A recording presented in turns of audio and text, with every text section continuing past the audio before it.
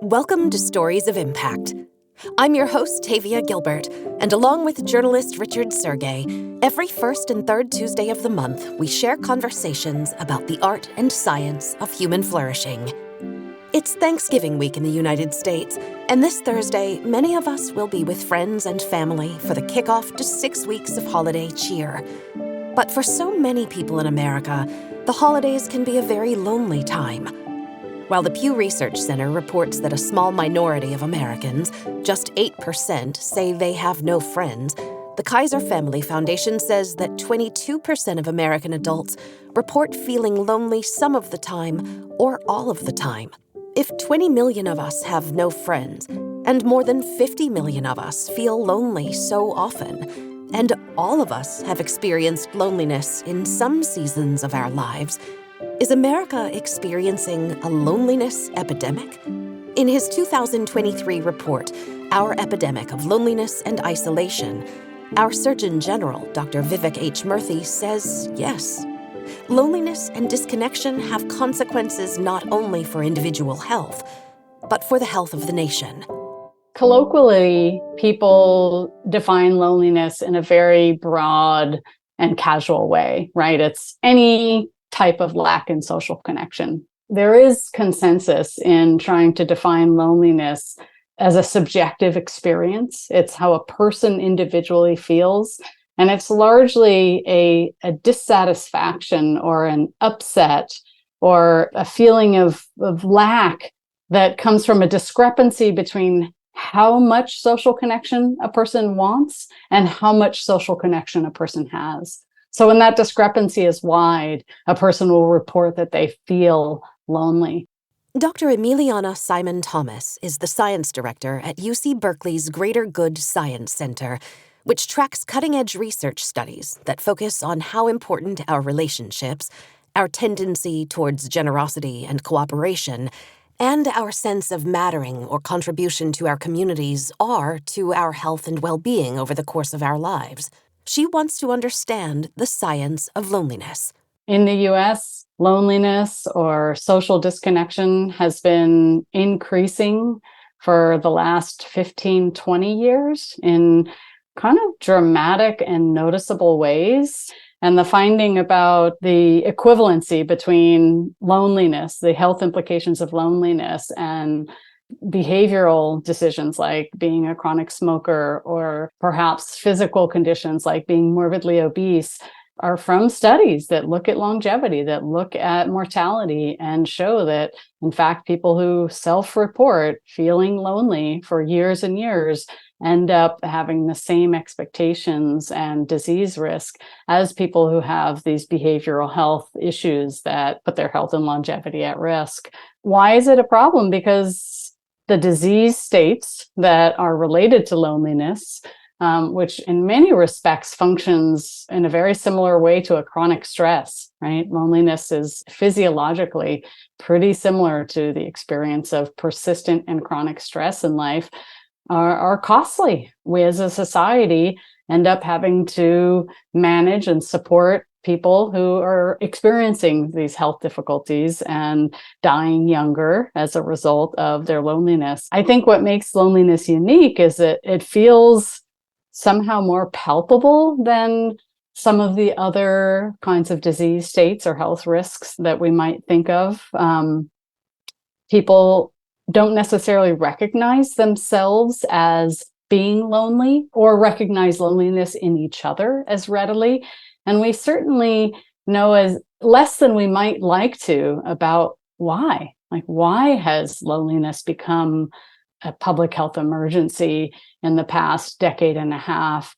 What is it about our culture? What is it about our daily behaviors? What is it about our communities and our social infrastructure that has really increased the incidence of loneliness in the recent past? How does Dr. Simon-Thomas answer those questions? We have entered a period in civilization where we choose and or expect a very, very tightly packed, highly active schedule where most moments are are dedicated to some kind of particular activity that's focused on our success as a human.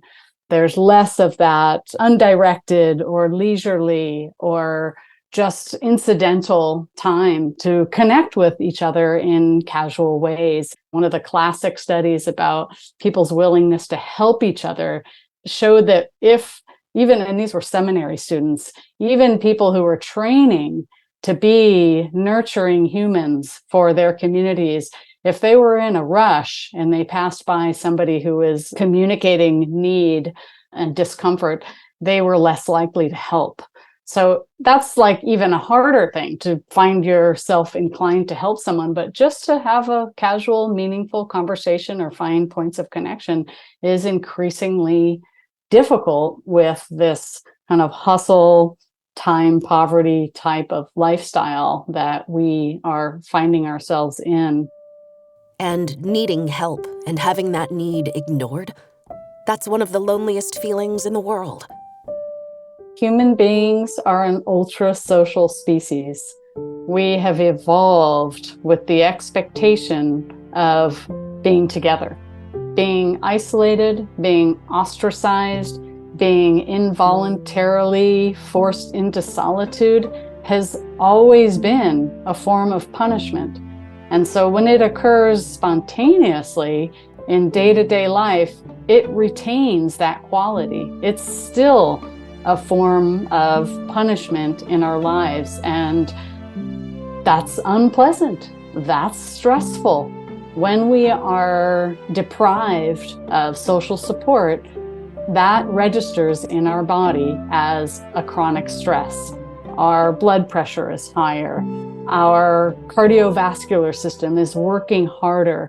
We have a state of vigilance that is difficult for our physiological systems to maintain in an enduring way. And this is the reason why there's an increased risk of disease. Part of loneliness is feeling like you just don't matter, like you don't belong, right? Loneliness isn't just about my relationship, again, to my close family and friends. Loneliness is about whether I'm part of the collective and that I matter within that collective. And again, we expect to be in community. We expect to be contributing as much as we hope for, and for all intents and purposes, need support from others. What have Dr. Simon-Thomas's studies of loneliness revealed? What the research is increasingly revealing is that my happiness depends on your happiness. My happiness depends on the happiness of everybody who is living close and, fairly far from me. And with all the digital technology connection that we have nowadays, with the fact that we are confronted with the joy and pain of everyone around the globe, everyone's happiness matters to my happiness. And I think that's a really important point for flourishing. I can't just flourish. Even if I work my whole life as hard as anybody could ever imagine, even if I reach the highest status that I ever imagined, I won't be flourishing unless everyone's flourishing. And that, I feel like, really matters. Why is she drawn to this work? I come to this topic less as an expert in loneliness and more as an expert in connection, in the affordances, the skills, and the practices that guard against loneliness or that strengthen our sense of belonging. That said, what upsets me in my day-to-day life that makes me think about loneliness is a combination of dire poverty, people who are living in tents, who are unhoused, who are suffering from mental health crises, but are walking around and ill cared for in our society. And people who I feel like join communities that are focused on hostility and adversity from a place of loneliness, right? A place of being unloved, but ultimately joining with others who have had that same experience and endeavoring to cause harm, as a way somehow to express the difficulty that they're facing in their lives. Those are both parts of my day-to-day life that make me feel really concerned about loneliness. But isolation doesn't have to be as extreme as those examples of lonely people before it becomes a serious problem. Another demographic concerns Dr. Simon-Thomas. So I think purpose and meaning in later life is a big challenge. And there are lots of ideas about how communities and societies might do a better job at including and involving and inviting older adults to be part of community experiences, rather than, I think, what was kind of an emerging trend over the past several decades, which is to kind of send them into their own separate places where maybe they feel forgotten and left aside. And I think for older adults, once they've retired, once they're out of the workforce, there's something of a vacuum. Like, what can I do? How can I be helpful? How can I still contribute to my community in a way that is acknowledged, right? And it's not because I need to be validated, it's because I'm part of humanity. It's not just lack of connection with the workforce that isolates older adults, she adds, but a decreasing lack of mobility. Aside from the possibility that elder adults who are lonely are perhaps not receiving the kind of instrumental support that they might require given their limited mobility or greater risk of injury on a day-to-day basis, or just more difficulty navigating through the world and handling day-to-day errands and things like that. Humans were meant to be helping each other through this over the course of our lives, and something about how we live now has made that a little bit less normative. And I think this loneliness phenomenon is the result of that. So what might help elderly people experience less loneliness? I think that older adults, rather than choosing to remain in a kind of independent, isolated living situation, might consider the possibility of staying close to their community, whether that's family or not. I think the idea of living alone, being kind of independent, is oversold in many regards, and having housemates, sharing space, being in a collective can be a really powerful way to avoid landing in a more lonely place in life.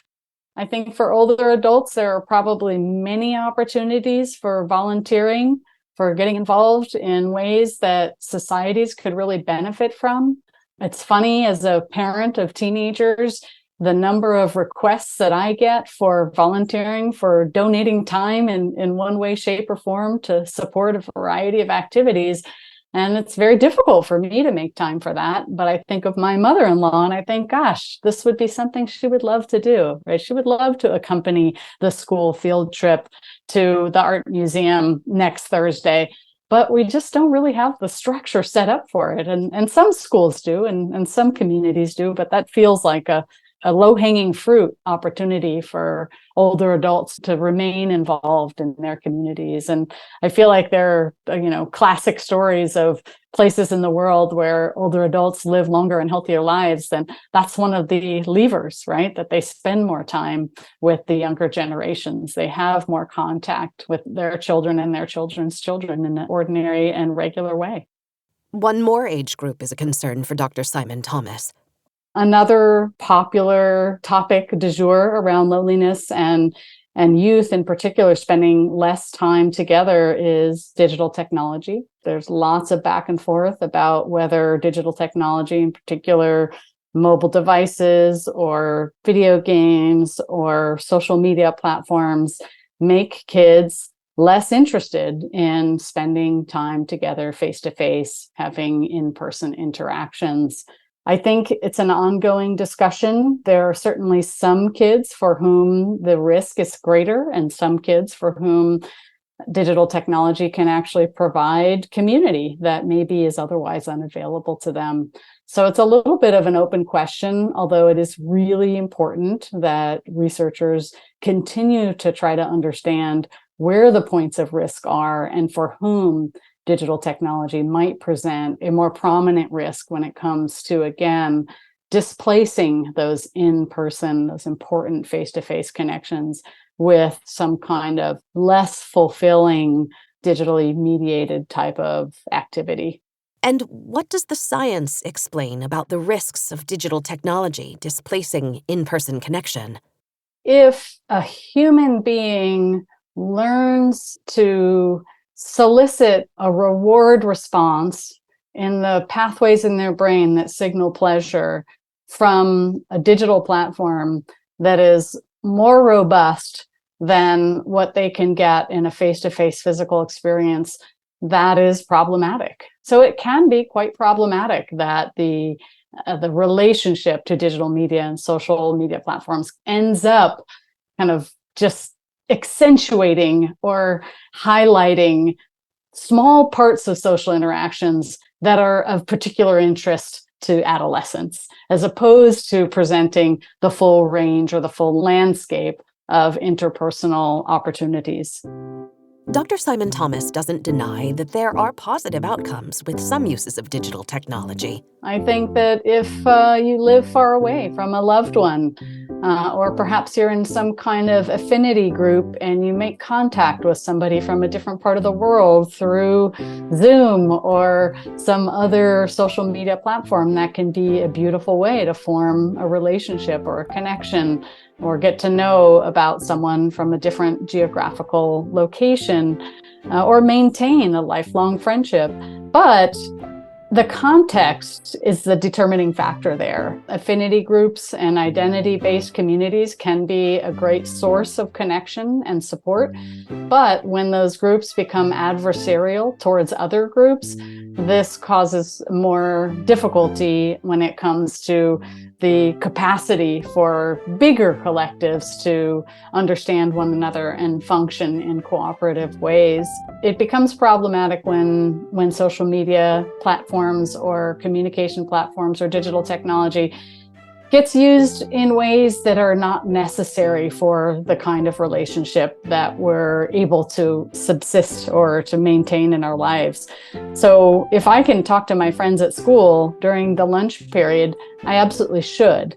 I think it's a mistake to spend that lunch period where I have the opportunity to interact with my peers and to form those social bonds and to navigate the social environment glued to a screen and interacting with people through a text messaging or social media platform. In that case, I'm displacing this other experience that is available to me in the here and now. And so I think we're beginning to understand that there's a context, there's a particular avenue for which digital technology can be of service and can connect us. Dr. Simon-Thomas identifies other interconnected social conditions that exacerbate loneliness. I think one of the bigger issues that underlies polarization and conflict is inequality. As we live in a society with increasing socioeconomic and power and privilege inequality, this is a major contribution to polarization, and in many regards, as it trickles down, loneliness.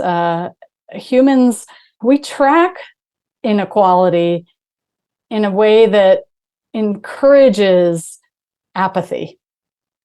We tend to diminish or suppress that feeling of compassion. We feel less compassion. And feeling less compassion kind of allows us to be just less concerned about the people around us. Can we remedy the loneliness that stems from inequality? One of the ways that we avoid loneliness is through simple day-to-day interactions with people who we encounter in our ordinary lives. It's not this big, heavy-handed, you have to have a deep and profound existential discussion with the people who you live with in your house every day or your colleagues at work. Sure, those things can be really meaningful, but those little interactions that we have with the person who we order coffee from, or the person who we cross as we're walking, from our home to our vehicle or to our place of worship. When we just talk to each other in these friendly and benevolent and trusting ways, we're building social capital that is the antithesis of loneliness. But inequality kind of makes us just less likely to do that. There's this immediate urge to kind of judge whether that person is kind of in my level of hierarchy. Can I interact with them, or are they too fancy for me? Or they kind of, I'm afraid to talk to them because I can't really relate to the difficulty that they're going through. I feel like it's a significant barrier that contributes to the polarization that we're experiencing, and then also to the loneliness epidemic that we're facing. Dr. Simon-Thomas says we can each do our part to be an antidote to loneliness. As an individual, there are ways that you can deepen and embolden your sense of trust and supportiveness with one another. You can get better at reconciling in the wake of conflict.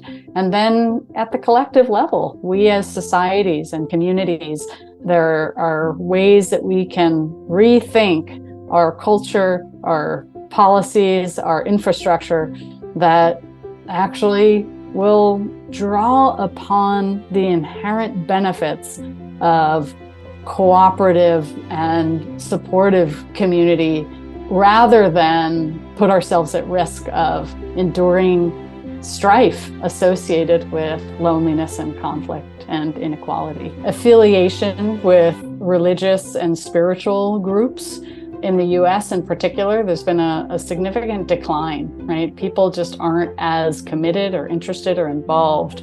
And it feels like there aren't a lot of things that have presented themselves as opportunities to fill that need for gathering together, reflecting on our moral values, engaging in shared rituals with one another. And I don't think they have to be about religion. They don't have to be about spirituality. But the idea that it matters for people to come together in groups and share space in ways that is kind of benevolent and sometimes creative and has this ritual dimension to it. And ritual just means that sometimes we're doing exactly the same thing in concert with one another. We're doing things in unison with each other. Maybe it's playing music. Maybe it's sharing meals. Maybe it's engaging in aesthetic art.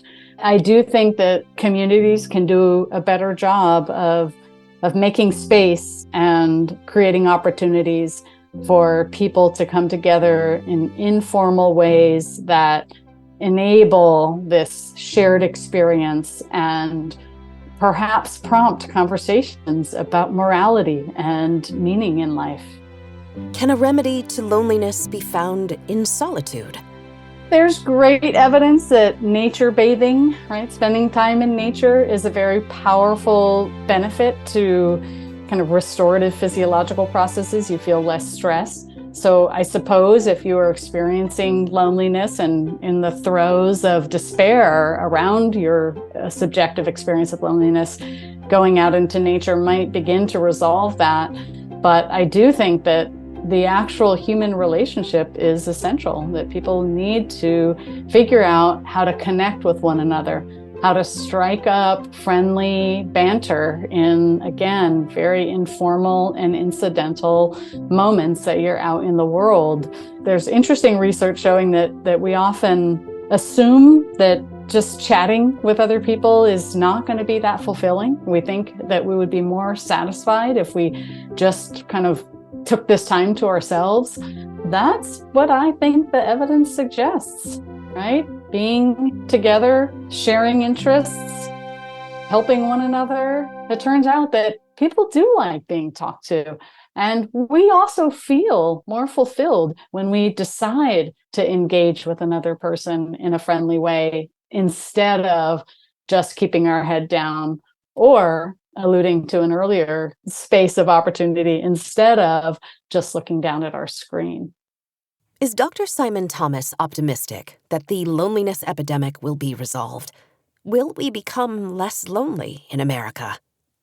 I'm an optimist, and I think it's because I feel like we're evolved for social connection. I think of work that looks at how cooperative and interdependent and helpful communities ultimately outperform more competitive and hostile and adversarial communities. I just feel like it's not going to come without difficulty. I honor the moment that we're in today, where there is a disheartening level of conflict going on in the world that is really difficult and painful to consider, and just hope that the long-term trajectory is one that will draw upon our innate kind of evolved predilection towards collective gain and benefit from being in community, as opposed to loss from being separated from one another. So yeah, I think I'm an optimist. I'm happy to end on that optimistic note. And I'm grateful for each of you and appreciate that you take the time to listen to the Stories of Impact podcast. All of us at TalkBox wish each of you a happy, abundant, loving Thanksgiving. Join Templeton World Charity Foundation this November 29th and 30th for the second annual Global Flourishing Conference, for dynamic dialogues with leading scientists, policymakers, practitioners, influencers, and advocates working on the scientific frontiers of flourishing. The Global Flourishing Conference is virtual and free for all. Visit humanflourishing.org to learn more. We'll be back in 2 weeks with another episode. In the meantime, if you enjoy the stories we share with you on the podcast, please follow us and rate and review us. You can find us on Twitter, Instagram, and Facebook, and at storiesofimpact.org. And be sure to sign up for the TWCF newsletter at templetonworldcharity.org. This has been the Stories of Impact podcast with Richard Sergey and Tavia Gilbert. Written and produced by TalkBox Productions and Tavia Gilbert. Senior producer, Katie Flood. Assistant producer, Oscar Falk. Music by Alexander Felipiak. Mix and master by Kayla Elrod. Executive producer, Michelle Cobb. The Stories of Impact podcast is generously supported by Templeton World Charity Foundation.